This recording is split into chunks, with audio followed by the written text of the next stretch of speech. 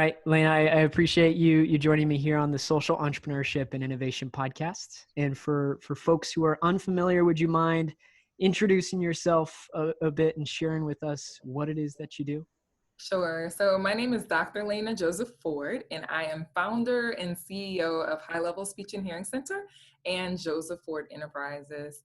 I was trained as an audiologist, but decided to do the non-conventional thing and go the non-conventional route and open my own practice. And I mean, it's just been, I guess the rest is history.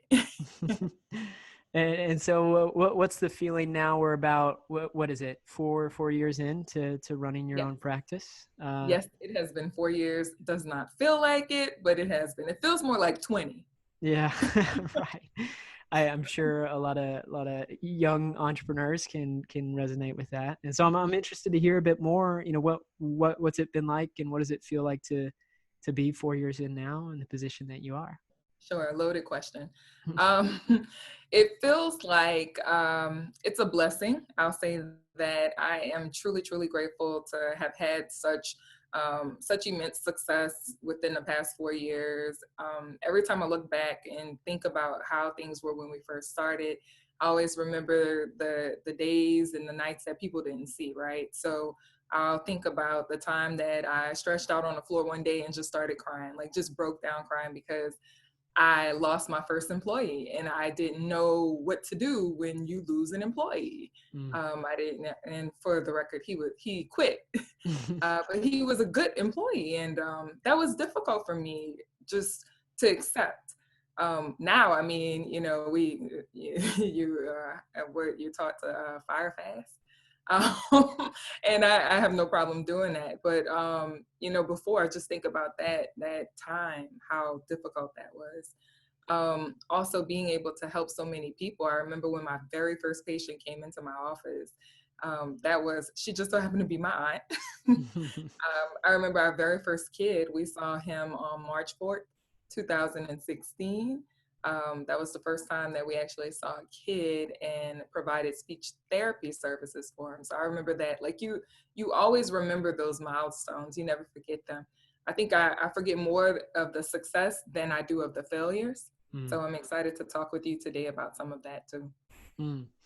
Well, I'm curious just because there always seems to be quite a balance between health practitioners, healthcare professionals, and actually being an entrepreneur, and being a business owner, as those aren't at all the same, so they're two very different skill sets that you do have to learn and develop. And so I'm curious, how has that balance felt for you? You mentioned helping the patients that you've helped.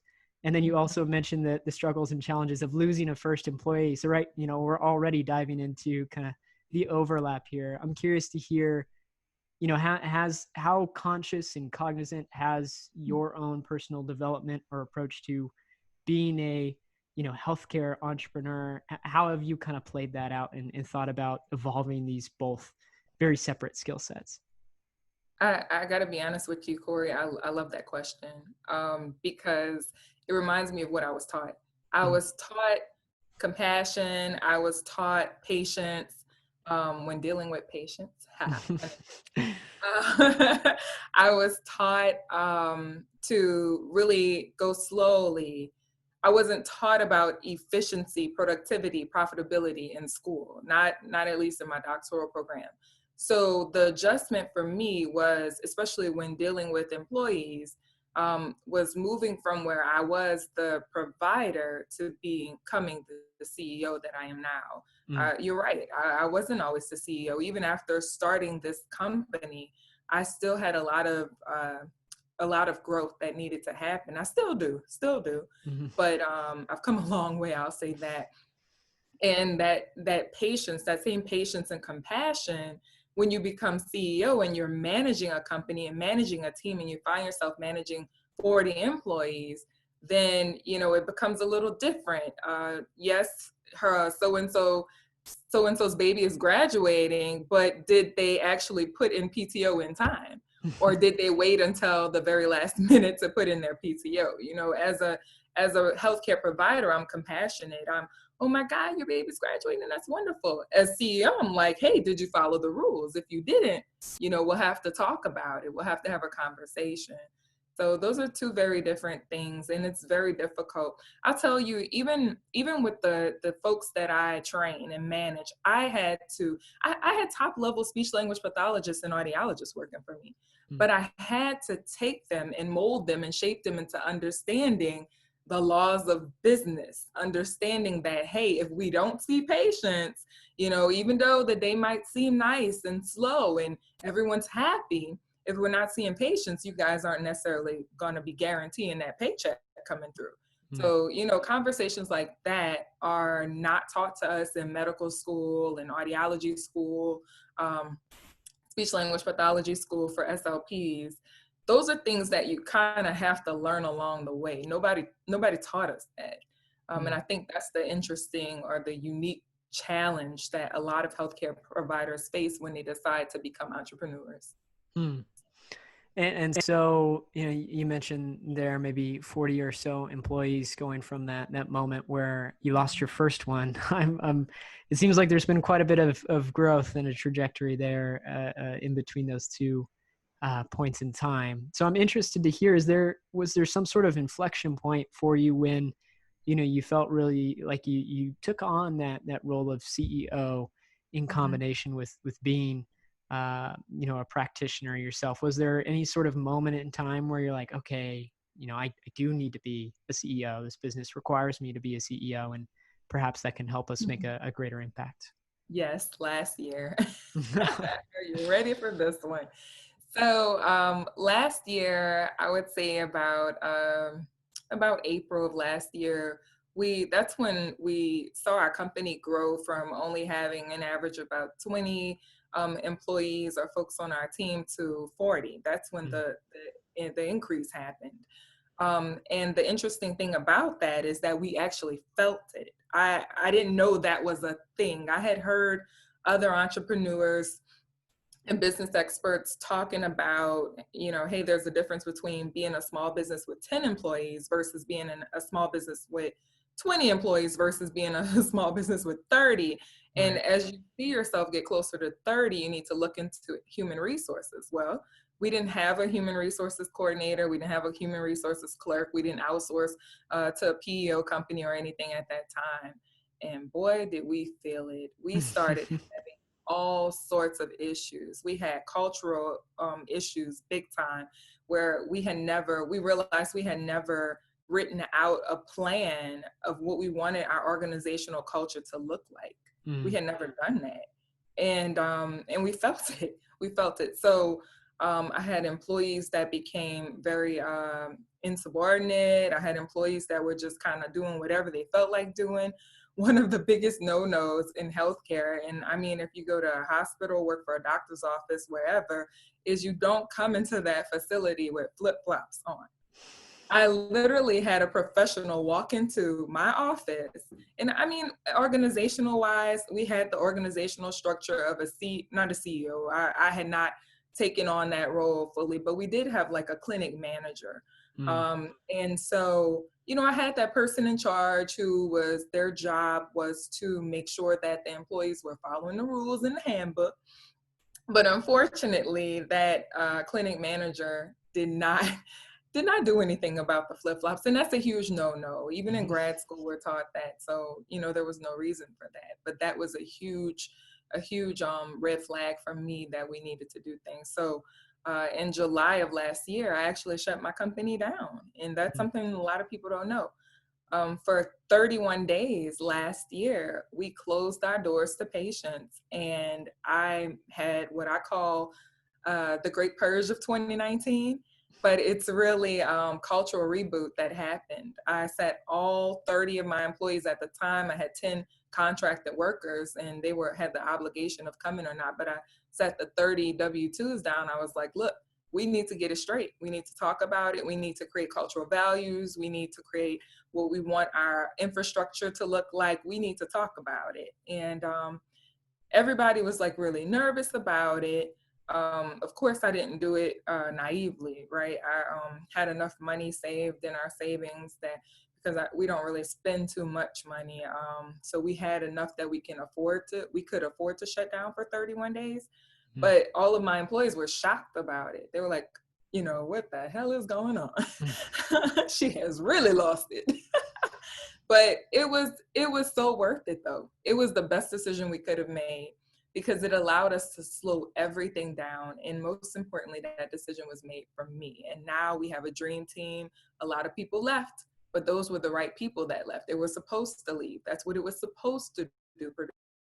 Now I'm really rolling. And that's when I saw the inflection occur really in our success. Mm. So you mentioned some values in how you were going to build a culture. I guess I'd be interested to hear in that month. What sort of foundational things or principle-based things did you focus on and come out with as you reopened the doors and as you said saw that inflection point? Yeah. So one of the things that I really did was, and I started off kind of presenting PowerPoint presentations to my team. And then after a week of being just dead tired of presenting, I realized that I was doing things wrong.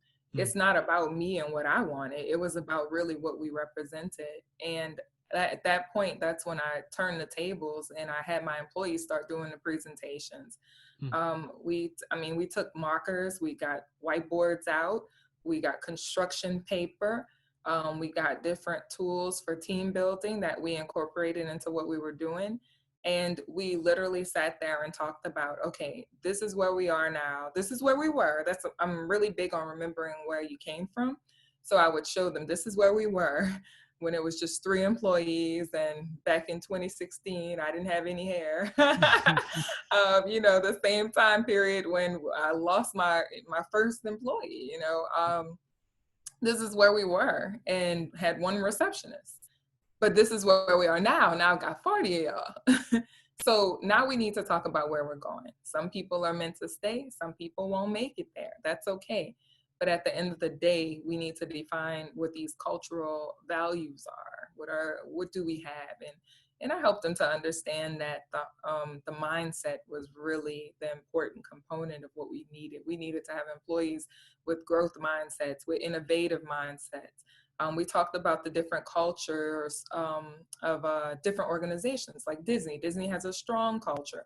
We talked about Google that has more of a relaxed culture. We talked about Microsoft that has more of an assertive culture. Just different things like that, different values that we pull from different companies and we're able to get the point across. And it worked. It really did. When we hire now, I don't ask, I'll ask the normal questions, but I'm not listening to that candidate for their answers about specifically about what their experiences are. And at least not just that, right? Because if somebody comes to me and they say that they've never seen a patient before, of course I'm gonna might have a couple questions after that, right? Sure. But I'm listening to the values. What values are they saying? Are their values lining up with our values? When they talk about patient care, are they saying compassion? Are they saying innovation? Are they saying mobile? They're willing to be flexible and patient and friendly and family oriented? Or are they more independent? Maybe folks that aren't as team oriented aren't a good fit for our company. And that's okay. Not that they're bad people. They're just not a good fit for us. Those are the things that I've learned now because of that cultural reset to listen for. And so maybe that experience ties to some of the current context we're facing, or the context 2020 in this COVID world that we're living in. I'm wondering, have elements out of that experience been able to help y'all prepare for this moment or adapt for this moment? I mean, I know no one could really prepare for this moment perfectly, but I'm curious to hear if you think that's helped supported any sort of changes you make, and then maybe a follow up on that, like what sort of adaptations have you made as a healthcare business in this COVID era? So my answer to that is yes. Last year, after we decided to, we decided on what our values were, we decided what our company stood for. And I would say about October is when we started talking about more innovation and what that could look like for our team. Mm. So around that time, my husband is our director of business development. So he was actually the one who, when we have our executive meetings, he said, "Hey, you guys, let's talk about teletherapy." And I politely said, "No, I don't want to talk about that. What do you mean teletherapy? Why would we talk about virtual? It's not like the world is going to end or that some crazy disease is going to come out of the middle of nowhere or from across the seas in China, and all of a sudden everyone in the US will be affected by it. That would never happen, right?" So, of course, fast forward to, I want to say about February, right after Mardi Gras, we started, I'm here in New Orleans, so we started hearing a lot about cases just rising right after Mardi Gras, rising. I want to say like a week after Mardi Gras is when we heard about our first COVID case, and it just didn't stop from there. Mm. But prior to it getting extremely bad, or it really, really going crazy out here, my husband actually stopped the team and he said, "Hey, you guys, we might have to pivot if this COVID-19 thing really becomes a thing. So how about teletherapy?" And this time I have to admit, I was really, really happy that he and my other team members, they had worked on virtual things. They worked on that innovation. If we had not taken time to really consider ourselves as a company that was innovative and that could perform things through automation and virtual appointments and visits, we would be so far behind. So when Governor John Bell Edwards actually gave us the notice, initially it was the schools closing, and we work within the schools a lot. In fact, I would say about 80% of the services we provide are within schools in Louisiana. And when he gave the notice on March 11th that all schools would need to close, I think it was either March 11th or March 3rd. I'm pretty sure it's Friday, March 11th. That was a huge blow for us. I was really, really nervous. I didn't know what was going to happen to us. And then I want to say 2 weeks later is when they gave the mandatory stay at home order. And so, all of that stuff that Jamal had been talking about with the virtual and the tele, and Blake had been talking about. Blake is our offsite manager, and he's currently in training to become our quality improvement guy. But if they had not really helped us to understand what that meant to be innovative, and if we had not really put energy and time into that entire system of automation and virtual appointments, yeah, we would have been behind the curve. So we took about a week, we closed our business for the first week. And during that week, we said, "Okay, everybody, you guys get time off. We're going to still pay you, but for a week, just figure things out on your end personally. The executive team, we're going to get together and we're going to figure things out of what direction we should go in." So we did. We spent a week of really like jotting down a bunch of stuff, trying to figure out exactly what a virtual appointment would look like, and figuring out, okay, what are all the parts? Do we utilize Google, utilize Jotphone? What do we use in order to make this thing really work? That following week, we implemented it with our team. We took our team, we trained them on it.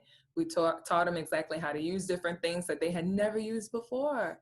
And then that following week, so that third week into it, that's when we opened our office back up and started doing virtual appointments. And I want to say that first month that we did them, we had like a very low revenue, maybe $20,000, maybe. But I'm happy to report that last month from our virtual appointments, we actually had over $250,000 worth of revenue that came in from that. And I think that's huge, considering it was something that, number one, it's probably the most we made over the summertime since school's not in session. But number two, considering the fact that there is a very, very highly contagious and very severe disease out there, and still we didn't have to shut down. So.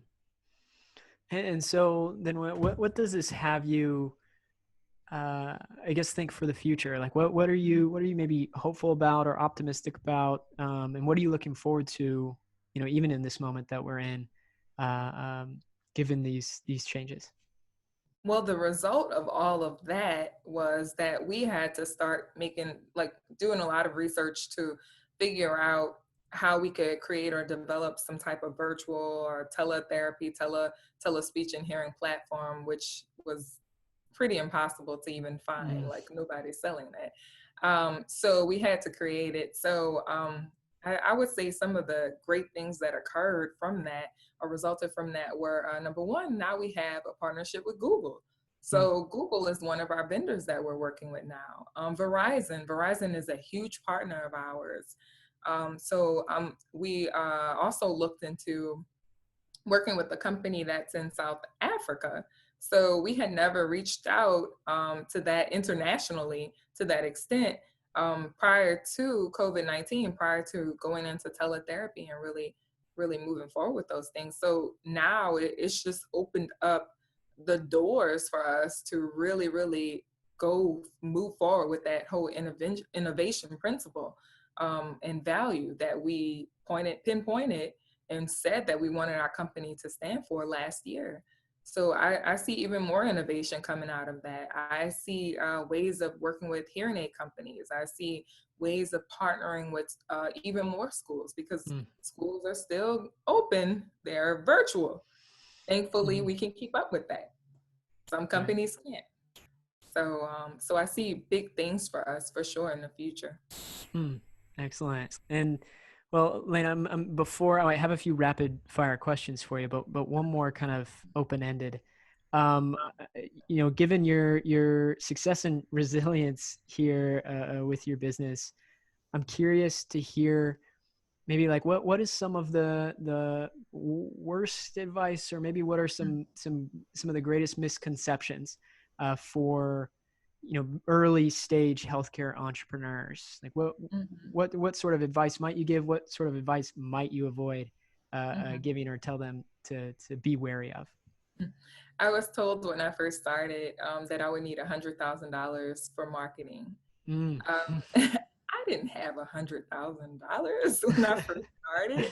I actually had $3,000 from a pitch competition, There we and that was go. all I had. So telling an early stage entrepreneur that they need $100,000 for marketing is crazy. You don't need that. Mm. What you need is your feet, and you need your hands, and you need your cell phone, and you need your lips and your mouth, and you need the internet. That's what you need. Grassroots marketing to me is, we still use grassroots marketing. Mm. The only reason we spend more money right now on other marketing avenues is just because we have to. Mm. So grassroots marketing for sure is still the best thing that you can do, whether you're an early stage entrepreneur or if you're a 4-year-old or a 10-year-old or 20-year-old veteran. Mm.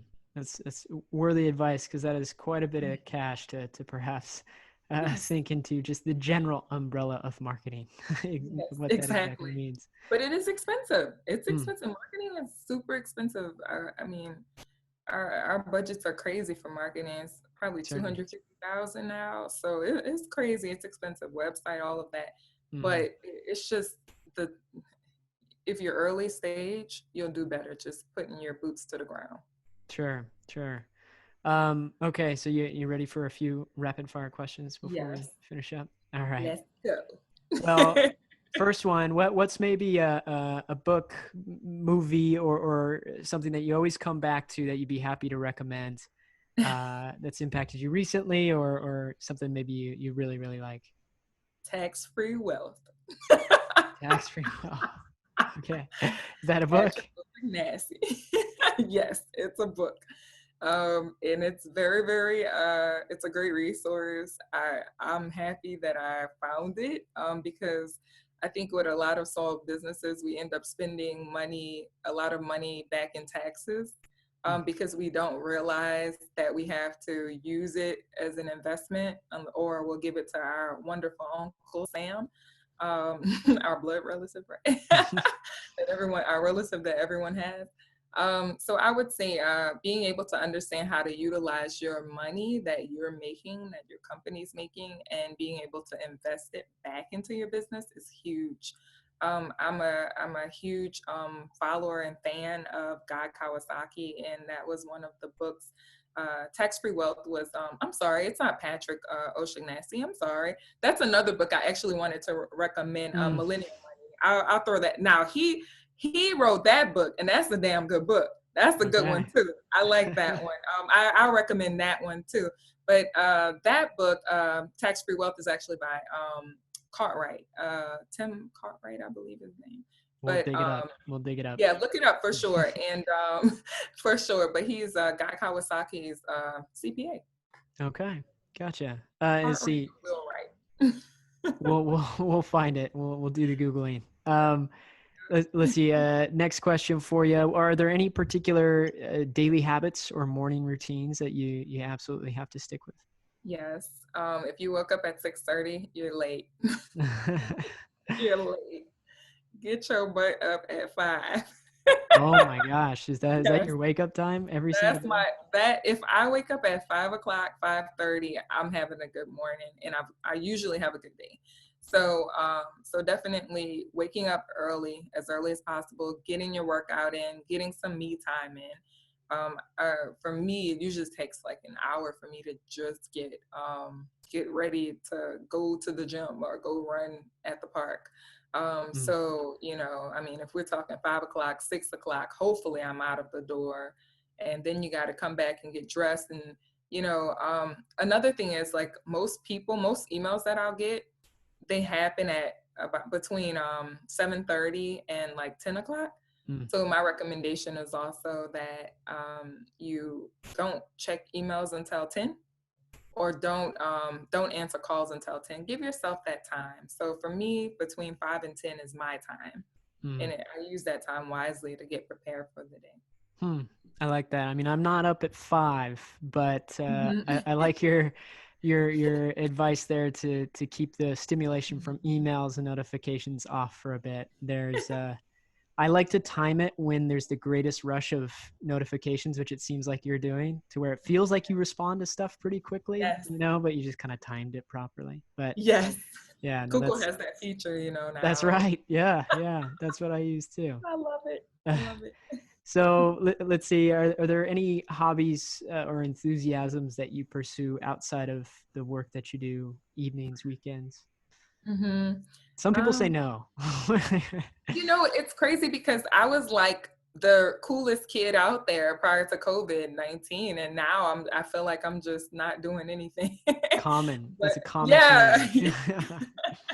But back in the day, pre-COVID, I did do a lot of different things. I belong to a bunch of different boards, and they include the Jefferson Parish Dollars for Scholars. I was a scholarship recipient, so I decided to pay it forward by becoming a board member there. And also the Women and Children Shelter was another company that I support, and I look forward to becoming a board member someday there.